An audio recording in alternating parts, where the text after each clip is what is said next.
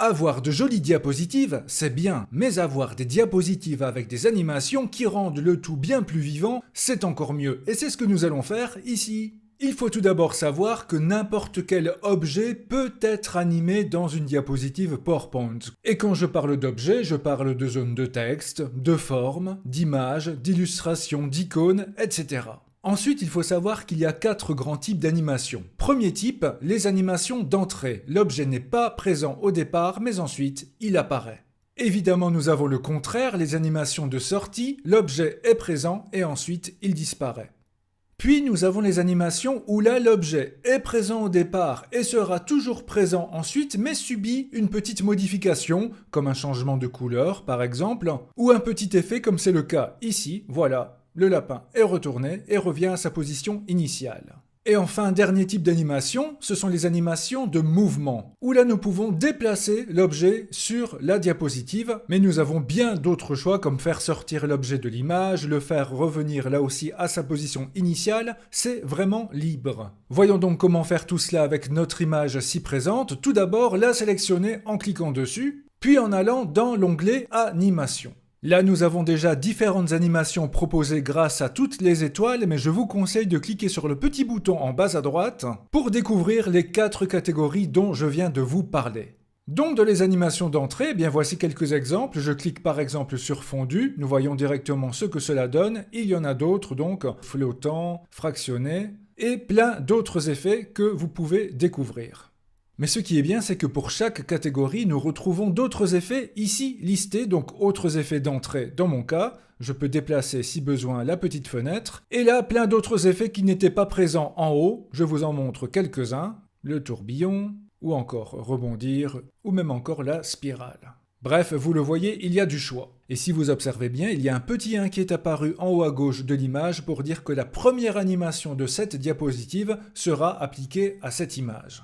Si je veux revoir l'animation, je peux cliquer sur Aperçu, et si j'estime par exemple que ma spirale est trop rapide, ici à droite dans Durée, qui est définie ici sur 1 seconde, je peux par exemple mettre 4 secondes, je clique à nouveau sur Aperçu, et là nous voyons que c'est beaucoup plus lent que tout à l'heure. Donc libre à vous d'accélérer ou de ralentir grâce à la durée. C'était donc un premier exemple, et c'est évidemment la même chose pour les autres catégories. Je vous montre quelques accentuations, la rotation que nous avions déjà vue, pourquoi pas chanceler, ou encore agrandir. Mais sachez que pour certaines animations, il y a encore des options, des sous-catégories si vous préférez. Comme dans ce cas-ci, agrandir et rétrécir, je vais désormais cliquer sur Option de l'effet, et là je peux choisir plus grand, plus petit, voilà, un peu rétréci, énorme, minuscule, mais également par exemple un agrandissement uniquement vertical.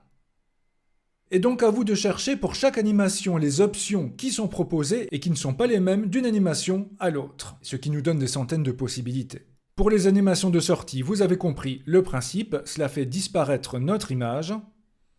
Encore un exemple, voilà. Bien d'autres effets de fin sont également proposés, comme par exemple la toupie. Et enfin, les effets de mouvement, par exemple, je vais choisir ligne. Bon ben ici, l'image descend, mais dans Options de l'effet, je peux bien sûr choisir d'aller vers la gauche, ou encore vers le haut. Et là, dans les autres mouvements, il y a aussi plein de choix, entre les courbes, entre l'entonnoir par exemple, le zigzag, les spirales.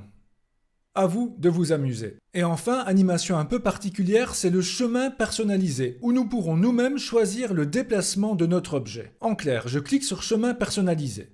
Mon curseur se transforme en un petit plus, et en laissant enfoncer le bouton gauche de ma souris, je vais dessiner le chemin que devra suivre mon objet. Donc je laisse enfoncer, je m'en vais par là à droite, je descends un peu plus à gauche, et là je vais faire quelques zigzags pour m'arrêter là.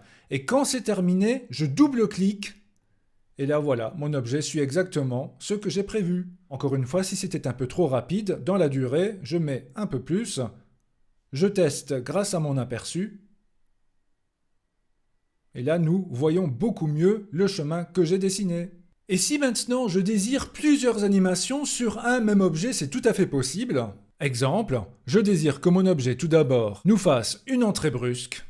Et quand il est apparu, j'aimerais une rotation. Sauf que si je clique maintenant sur rotation, il va écraser l'entrée brusque, il va remplacer en quelque sorte ma première animation. Donc dans ce cas-là, quand vous avez déjà une première animation, symbolisée par le petit 1, et que vous désirez en ajouter une à la suite, il faut bien cliquer sur le bouton ajouter une animation. Et là alors, vous pouvez en choisir une autre. Dans mon cas, je vais mettre la rotation.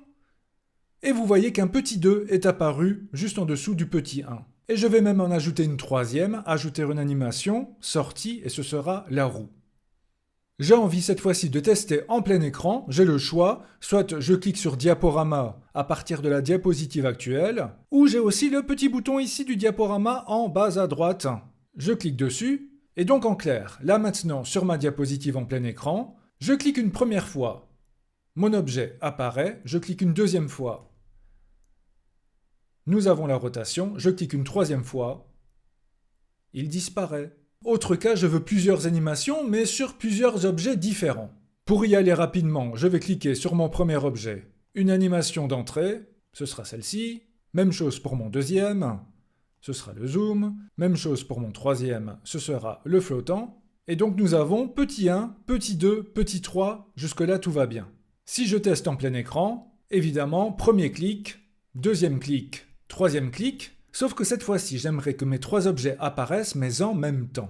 Dans ce cas, je vais cliquer sur mon premier objet, et vous voyez qu'à droite, il y a démarrage au clic. Donc je ne vais rien toucher pour le premier objet, mais pour le deuxième objet, là je ne vais pas mettre démarrage au clic, mais je vais choisir démarrage avec l'animation précédente. Et remarquez, il était au petit 2 tout à l'heure, il est devenu 1 car il apparaîtra en même temps que le premier. Et je vais en faire de même pour mon troisième objet, démarrage avec la précédente. Je teste tout cela, je clique une seule fois et les trois objets apparaissent en même temps.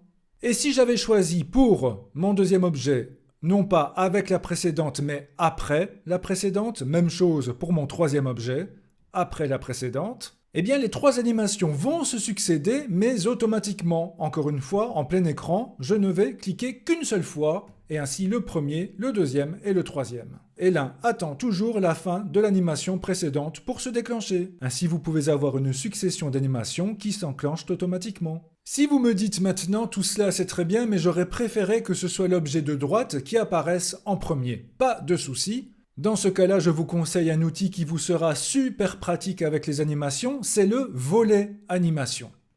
Voici qu'il apparaît à droite, vous pouvez l'agrandir ou le réduire grâce à la double flèche ici, voilà, que je laisse enfoncer grâce à la souris. Et là, c'est un peu une ligne du temps avec toutes les animations qui se dérouleront sur votre diapositive. Là, nous voyons tout d'abord que nous avons notre première image. Si je clique dessus, on voit que c'est le petit 1 qui se colorie. Ensuite, la deuxième image, c'est ce petit 1 là. La troisième image, c'est ce petit 1 là. Je veux donc que cette image 7 passe au-dessus de l'image 2. Je vais donc la prendre à la souris et la déplacer au-dessus de l'image 2. Je relâche.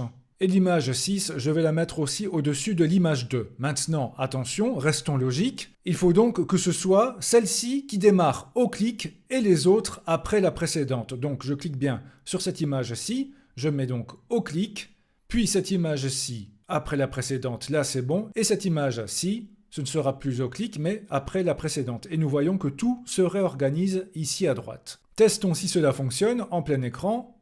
Je clique une seule fois, première, deuxième, troisième. Et grâce à ce volet animation, vous pouvez aussi cliquer sur la petite flèche à droite de chaque objet animé, par exemple celle-ci, et choisir par exemple de supprimer l'animation.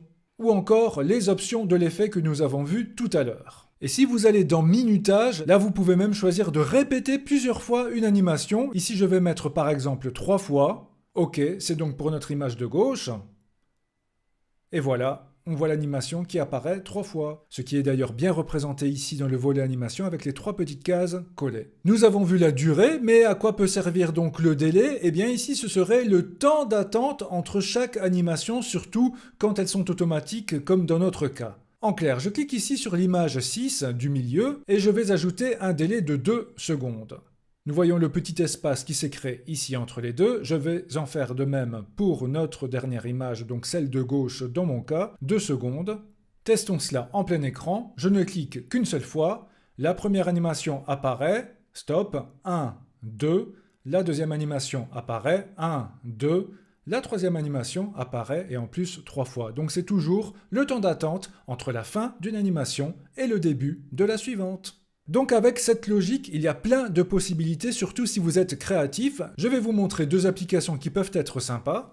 Ici, j'ai une question avec une réponse et en réalité, j'ai déjà écrit la réponse mais en noir, donc on ne voit rien. Et par exemple, vous présentez cela à votre public, vous leur posez la question, vous essayez de voir s'ils trouvent la bonne réponse, et quand ils l'ont trouvée, vous voulez faire apparaître la bonne réponse. Et donc dans ce cas-ci, je vais cliquer sur ma zone de texte, ici, je vais dans mes animations, et là je vais choisir dans Accentuation la couleur de police, qui était noire, je vais cliquer dessus, et là vous allez voir, eh bien oui, la bonne réponse apparaît.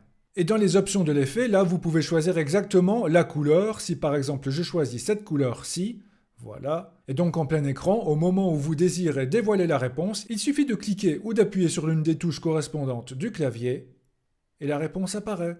Autre cas sympa, là aussi par exemple face à un public, vous avez une question et 3 possibilités de réponse et ce qui serait chouette, c'est qu'à un moment, la bonne réponse apparaît en jaune, les 2 mauvaises réponses apparaissent en rouge. Je vais donc d'abord cliquer sur ma bonne réponse et là, je vais choisir la couleur de remplissage qui se trouve ici et là, je vais choisir la couleur or, parfait. Par contre, pour les autres, là, je vais choisir une couleur de remplissage et ce sera le rouge. Petit truc, puisque je veux mettre exactement la même animation pour ma zone du bas, je vais cliquer sur la zone du haut avec l'animation rouge, je vais cliquer sur reproduire l'animation, et ensuite sur le bord de ma zone de texte qui se trouve là. Vous voyez le petit pinceau à côté de mon curseur. Clique, et ainsi, c'est fait. Et je n'oublie pas de faire en sorte que tout apparaisse en même temps, donc deuxième animation, je clique. Démarrage avec la précédente, troisième animation, clique, démarrage avec la précédente. Testons cela. Voilà, le public a proposé une réponse. Je clique pour dévoiler le tout. Et voilà, 2 sont rouges, l'une est couleur or. Ce n'est pas compliqué, mais c'est super efficace. Avec ceci, vous avez déjà d'excellentes bases avec les animations. Dans la playlist PowerPoint de la chaîne, vous pouvez trouver de multiples applications de ces animations, notamment avec l'utilisation des déclencheurs, mais aussi des jeux interactifs. Merci de cliquer sur j'aime et ou de vous abonner à la chaîne si ce n'est déjà fait et si vous appréciez ces tutos, et à très bientôt.